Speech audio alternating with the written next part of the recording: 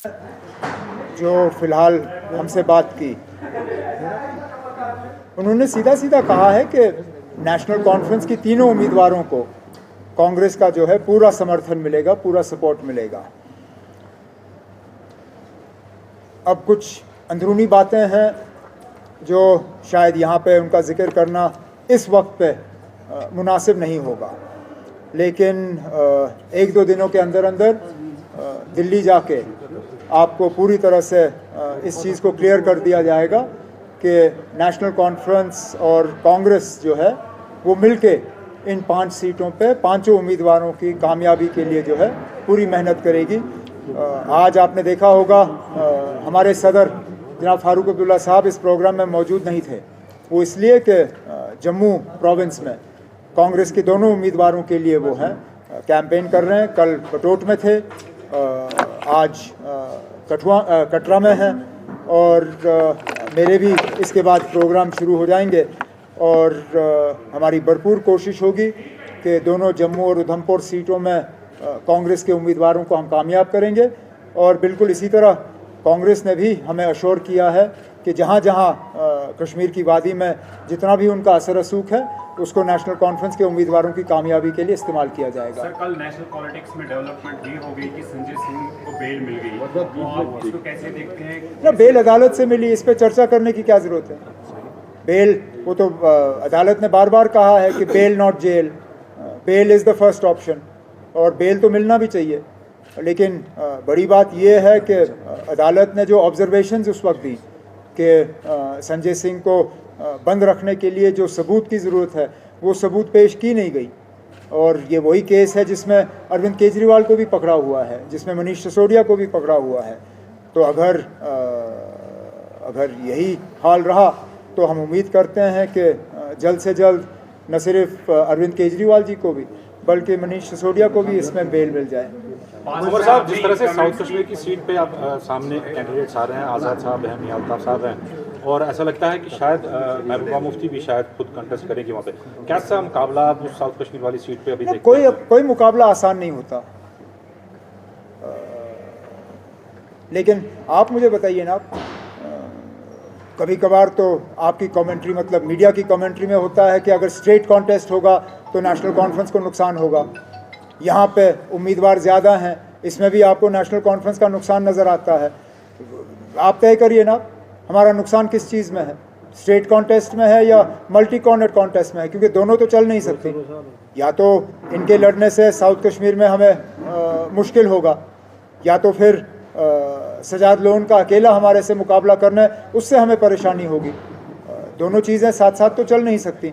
लेकिन जहाँ तक इलेक्शन में उम्मीदवार उतारना ना उतारना, ये पार्टी का अपना फैसला होता है। उन्होंने अपना फैसला ले लिया, ठीक है ना, जो होगा सो होगा। वोट बढ़ता हुआ आपको नजर आ रहा है साउथ कश्मीर में?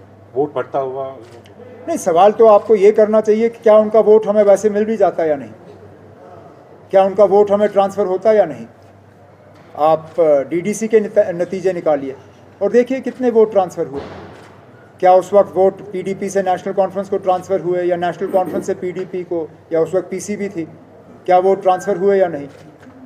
उसी से आपको जवाब मिल जाएगा। उमर साहब, क्या इंडिया ब्लॉक में आप आउटसाइड जेएनके भी अलायंस के लिए कैंपेन करेंगे आप, फारूक साहब? मैं कौन होता हूँ ना अब मुल्क के बाहर ये रियासत के बाहर कैंपेन करने के लिए? मैं अदना सा वर्कर हूँ नेशनल कॉन्फ्रेंस का। मेरी जिम्मेदारी जो है इन 3 सीटों की है नेशनल कॉन्फ्रेंस के लिए और उन 2 सीटों पे कांग्रेस की मदद करने की। लद्दाख में भी हालात जिस तरह बन रहे हैं वहाँ पे भी हम कामयाबी की उम्मीद लगाए बैठे हुए हैं। जम्मू कश्मीर लद्दाख से बाहर तो कैंपेन करने का मेरा ना कोई इरादा है, ना मैं कहीं जाऊँगा। फारूक साहब की जहाँ तक बात है मैं उसमें कह नहीं सकता हूँ। Sir, one final question, past में भी आपने इस तरह के कमेंट्स की आपको क्रिटिसाइज किया है, जैसे चौकीदार जो है वगैरह, तो आज जो कांग्रेस की लीडर सुरजेवाला ने कमेंट किया है हेमा मालिनी पर, इस तरह के कमेंट्स पे आपकी क्या है? देखिए, मैंने सुरजेवाला साहब का कमेंट पढ़ा नहीं है, तो उस पर अब कमेंट करना या उस पर कोई टिप्पणी करना ठीक बात होगी नहीं। जिस चीज़ के बारे में मुझे खुद इल्म ना हो उस पर मुझे कमेंट करना जो है वो ठीक नहीं रहेगा। अगर इसके अलावा कोई बात होगी तो उमर साहब, जिस तरह की सिचुएशन इस टाइम बन रही है, अगर हम 2019 के बाद भी देखें, ऐसे इलेक्शन से पहले हुआ करते थे तो ज़्यादातर बाइकआउट होता था, चाहे श्रीनगर की बात करें। क्या आपको इस बारी लगता है कि लोग खुल के आएंगे वोट देने के लिए? नहीं, अब हम उम्मीद कर सकते हैं, बाकी फैसला तो वोटर को करना है। हम उम्मीद करते हैं कि हालात पे जो है मतलब जिस तरह हमें धोखा दिया गया, जिस तरह हमें बेइज्जत किया गया है, कम से कम और किसी तरीके से नहीं तो वोट के ज़रिए यहाँ से अपनी आवाज़ जो है वो बुलंद की जानी चाहिए। और श्रीनगर के वोटरों को ये एक बहुत बड़ा मौका है कि जो एक पॉलिटिकल वैक्यूम सा कायम हो गया था खासकर श्रीनगर के इलाकों में, उसको एक पॉलिटिकल एक शेप देने में। तो मैं उम्मीद करूंगा कि भारी तादाद में वोटर जो हैं श्रीनगर के वो आएंगे और 13 मई को अपने वोट का इस्तेमाल करेंगे। सिक्योरिटी पॉइंट ऑफ व्यू से आप कैसे इसीलिए कहा कि एडिक्वेट सिक्योरिटी जेएनके में हर कैंडिडेट को, हर वोटर को दी गई है जो स्कूल में हिस्सा ले, आपको कैसा लग रहा है? आपने बहुत हमने फिलहाल तो कोई फ़र्क पाया नहीं है। हमारे कैंडिडेट के ऐलान होने के बाद भी हमारे कैंडिडेट को कोई खास सिक्योरिटी मिली नहीं। और मैंने अपनी तकरीर में कहा, यहाँ लोगों को नेशनल कॉन्फ्रेंस को गाली देने पे घंटे के अंदर अंदर PSO दिए जाते हैं। हमारे तो कैंडिडेट के ऐलान होने के 2 दिन के बाद भी कैंडिडेट की सिक्योरिटी में कोई तब्दीली नहीं आई। जो हमारे स्टार कैंपेनर्स हैं उनकी सिक्योरिटी में कोई तब्दीली नहीं आई। और उल्टा तो हमें ये लग रहा है कि इंतज़ामिया का इस्तेमाल किया जा रहा है हमें तंग करने के लिए, हमारे प्रोग्राम जो हैं उन्हें उन पर रुकावट पैदा करने की।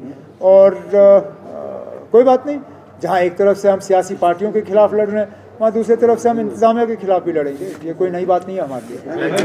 Thank you.